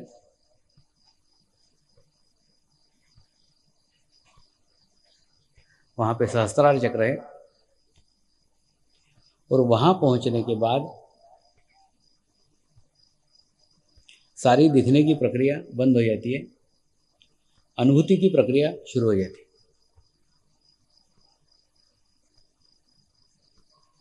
इसीलिए संत कबीर ने कहा है, शून्य शिखर पे अनहत बाजे। जब आपके कुंडलिनी का अनहत का नाद आपके सहस्त्रार पे आपको सुनाई आने लगे,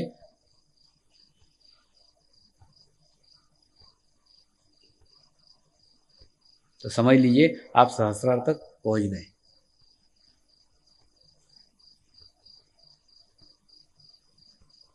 और सतत कम से कम 3 साल अगर आप ध्यान साधना करते हैं,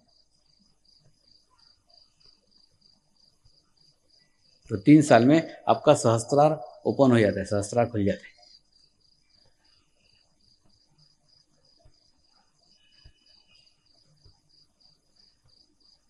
और सहस्त्रार खुलने के बाद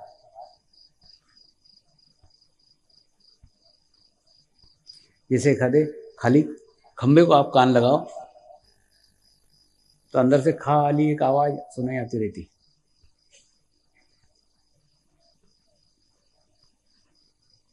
ऐसी आवाज ही आपके भीतर से गूंजना शुरू हो जाती है। आप किसी से बात कर रहे हैं, थोड़ी देर के लिए बंद हो गई। आप कोई बात सुन रहे हैं, थोड़ी देर के लिए बंद हो गई। वो बंद नहीं होती, सिर्फ आपका चित्त उस आवाज पे से चला जाता है।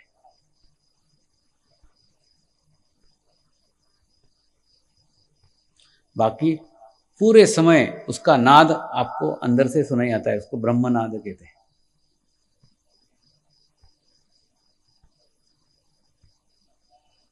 फिर कोई विचार आएंगे नहीं,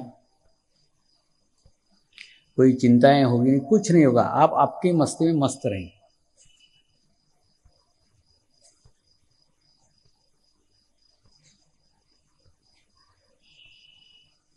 लेकिन ऐसी स्थिति प्राप्त होने के लिए नियमित ध्यान साधना की आवश्यकता है।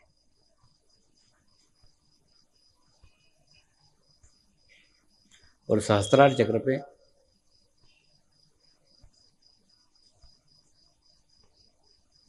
बिना जीवंत गुरु के पहुंच ही नहीं सकते। आप बोलोगे बार बार जीवंत गुरु क्यों करते रहते हैं?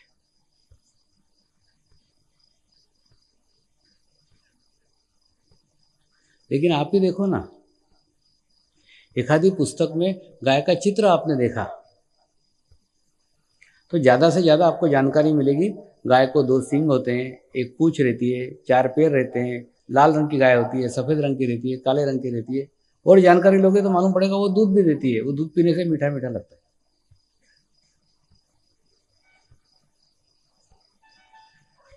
लेकिन ये पुस्तक की गाय का चित्र आपको गाय पहचानने में तो मदद कर सकता है, लेकिन दूध नहीं पिला सकता। एक गधा और गाय घूम रहे हैं तो पहचान जाओगे ये गाय है, क्योंकि आपने चित्र देखा हुआ है, आपको जानकारी है गधा कौन सा है, गाय कौन सी है, घोड़ा कौन सा है, गाय कौन सी है, पहचान जाओगे। तो पुस्तकें आपको पहचानने में मदद कर सकती है कि गाय कैसी होती है, लेकिन पुस्तक की गाय आपको दूध नहीं दे सकती।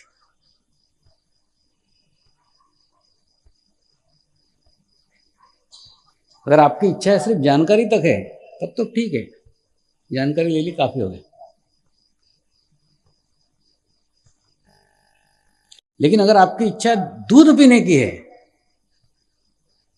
तो पुस्तक की गाय से काम न चलेगा,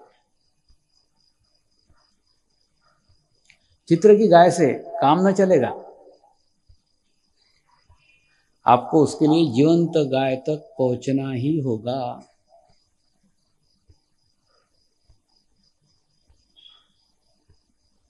तो जो कुछ पुस्तकों का ज्ञान आपने प्राप्त किया, पुस्तकों से जो जानकारी आपने प्राप्त की,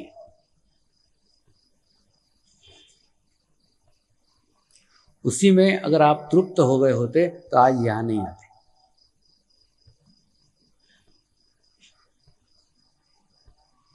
आपका यहां आना इस बात का प्रतीक है कि आप सिर्फ गाय की जानकारी लेने में रुचि नहीं रखते, गाय का दूध पीने में रुचि रखते हैं। इसलिए जीवंत गाय के पास आए।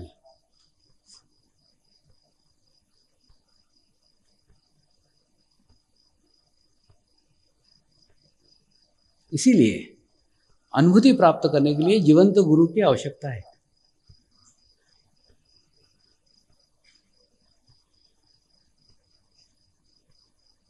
प्रत्येक समय में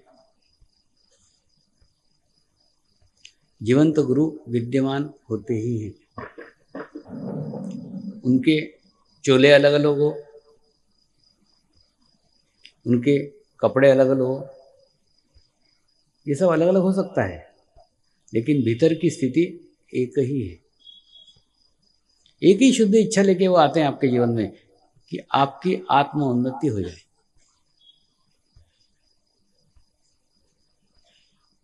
ऐसे गुरु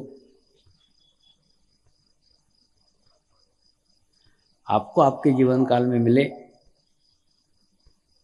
और मिलने के बाद आप उसको पहचान सको,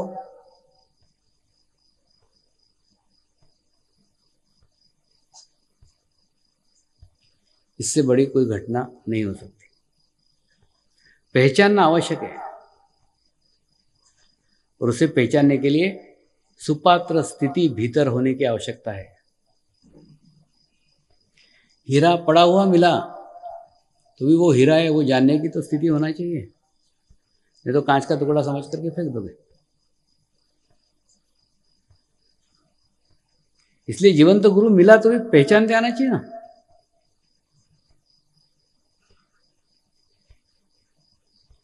जीवंत के गुरु की पहचान देह से नहीं आत्मा से होती है।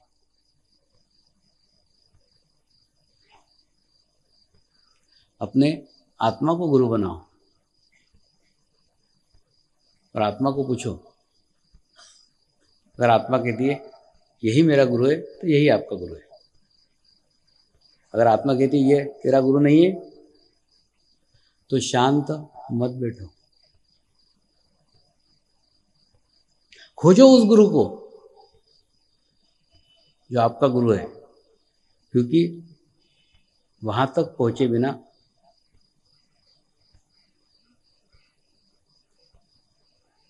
दूध पीने को नहीं मिलेगा।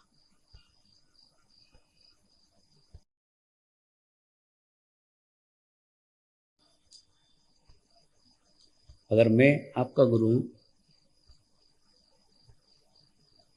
आपकी सारी खोज यहां समाप्त हो गई है,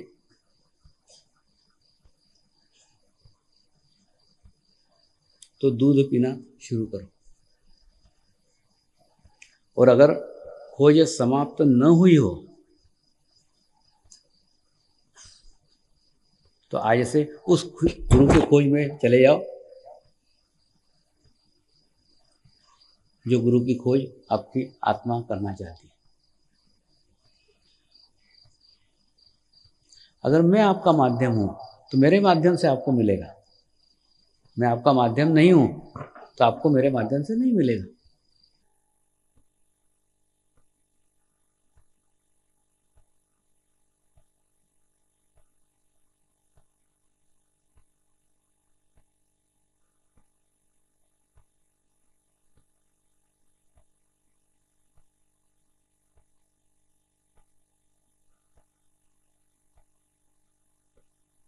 इतने 8 दिनों तक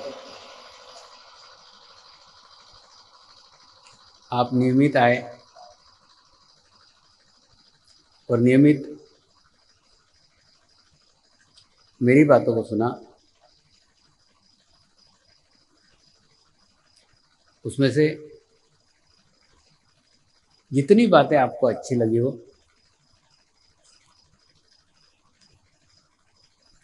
उतनी ग्रहण कीजिए, जितनी बातें आपको बुरी लगी हो उन बुरी बातों के लिए मुझे क्षमा कीजिए। मेरी स्थिति उस डॉक्टर के समान है जो डॉक्टर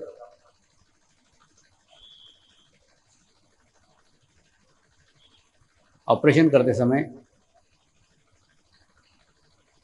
कुछ खराब भाग को निकाल करके फेंक देता है।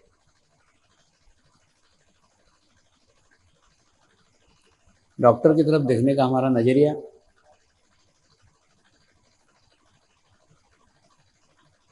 एक ऐसे व्यक्ति की तरफ देखने का नजरिया है जो जीवन बचाने वाला व्यक्ति है। डॉक्टर कोई जात का नहीं होता, डॉक्टर कोई धर्म का नहीं होता, डॉक्टर कोई देश का नहीं होता। डॉक्टर यानी पेशेंट की जान बचाने वाला व्यक्ति।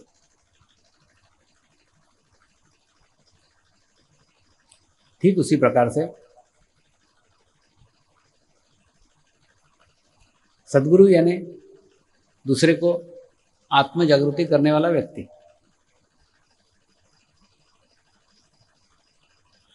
सद्गुरु भी किसी जाति का नहीं हो सकता, किसी धर्म विशेष का नहीं हो सकता, किसी भाषा का नहीं हो सकता, किसी देश का नहीं हो सकता। जिसके भीतर प्रत्येक मनुष्य मात्र के लिए प्रेम हो और प्रत्येक मनुष्य मात्र की संवेद, ऐसा ही व्यक्ति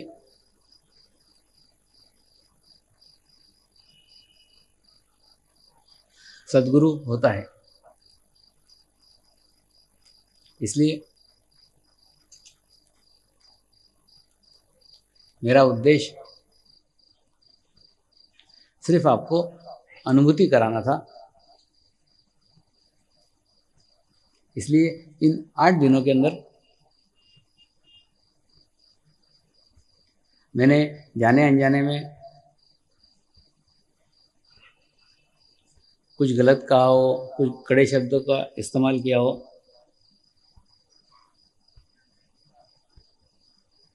तो उन शब्दों के लिए मुझे क्षमा कर दीजिए। उन शब्दों का उद्देश्य सिर्फ आपका भला करना था। इसलिए मेरे इस पवित्र उद्देश्य को देखते हुए सब शब्द, सब बातें छोड़ दीजिए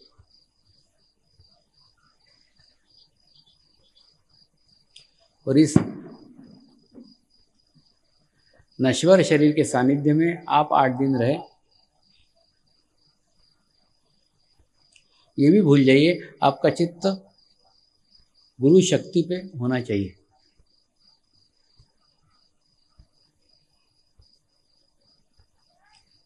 कई साधकों ने मुझे कंप्लेंट की, स्वामी जी स्टेज इतना दूर है कि आप दिखते ही नहीं।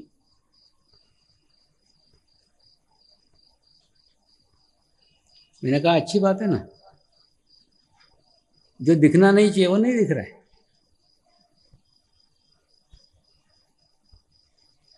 जो चैतन्य पहुंचना चाहिए वो पहुंच रहा है। परमात्मा की व्यवस्था देखिए कितनी अच्छी है। जो आवश्यक है वो पहुंच रहा है, जो आवश्यक है नहीं है वो नहीं दिख रहा है।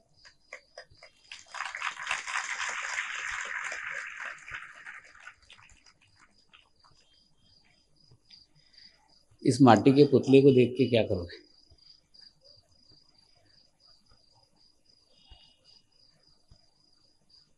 आपका चित्त तो उस चैतन्य पे था, चैतन्य आप तक पहुंच गए।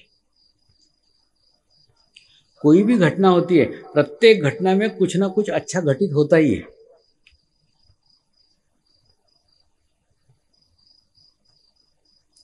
अभी थोड़ी देर के लिए लाइट गई थी,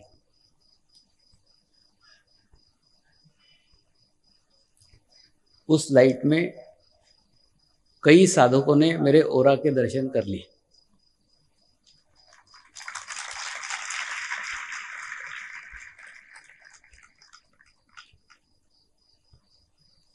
ओरा शाश्वत रहता है, सदैव रहता है।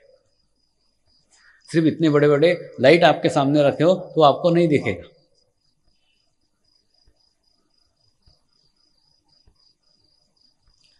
तो आप लोगों ने किसी ने इच्छा की होगी इसलिए लाइट गए।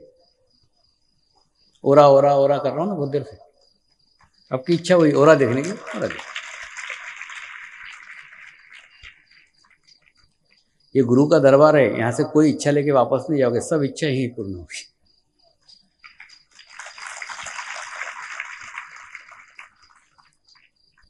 जो परमात्मा के असीम कृपा में आपको मिला है वो नियमित 45 दिन ध्यान साधना करके पूर्ण करो।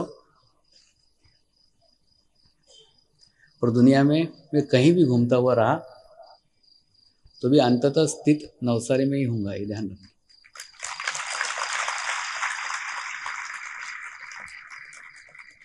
नमस्कार।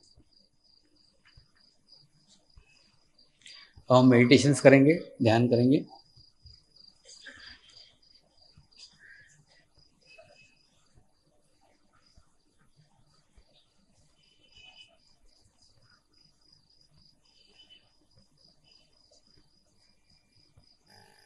साथ मंत्र का उच्चारण करेंगे।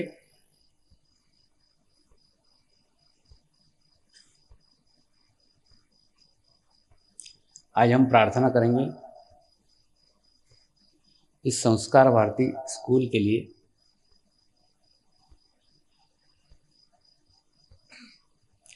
जिस स्कूल के प्रांगण में ये चैतन्य की गंगा 8 दिनों तक बही।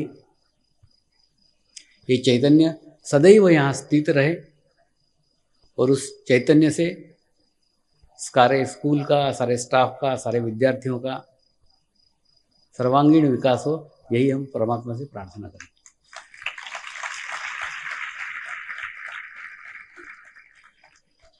तो मेरे साथ मंत्र का उच्चारण कीजिए।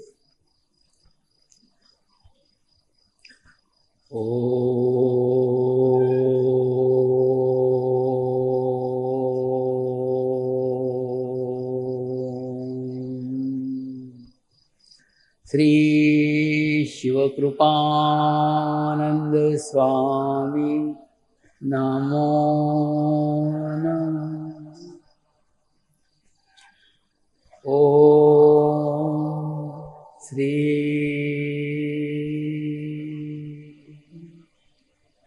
शिवकृपानंद स्वामी नमो नमः। ओ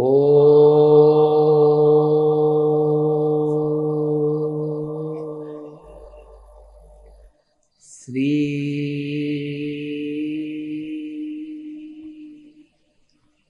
शिवकृपानंद स्वामी नमो नमः। ओ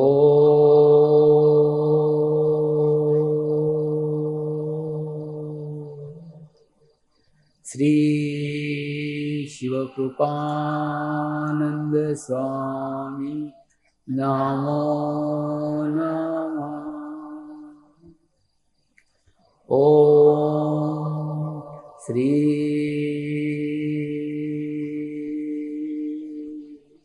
शिवकृपानंद स्वामी नमो नमः।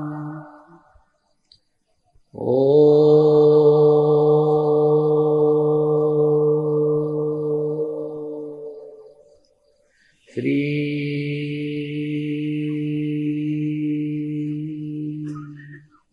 शिवकृपानंद स्वामी नमो नमः।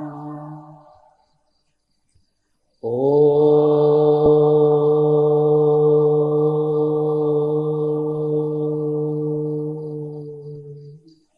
श्री शिवकृपानंद स्वामी नमो नमः।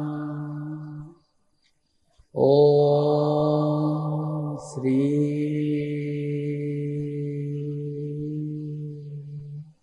शिवकृपानंद स्वामी नमो नमः।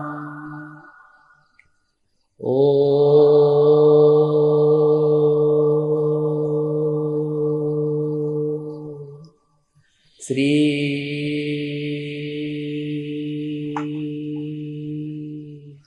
शिवकृपानंद स्वामी नमो नमः।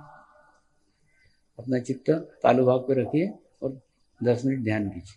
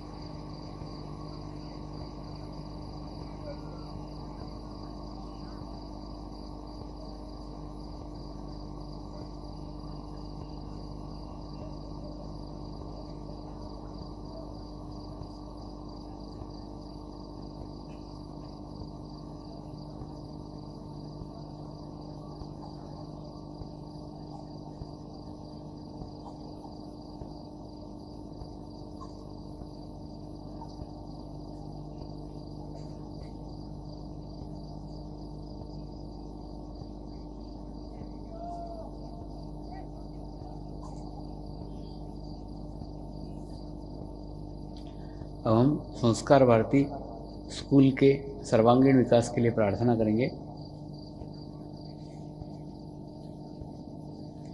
हे परमात्मा,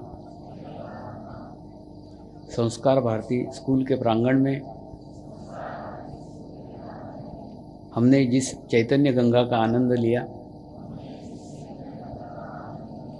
वो चैतन्य शाश्वत रूप में इसी स्कूल में विद्यमान रहे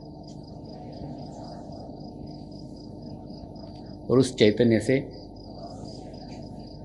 इस स्कूल की विद्यार्थियों की व स्टाफ की सर्वांगीण उन्नति हो। नमस्कार।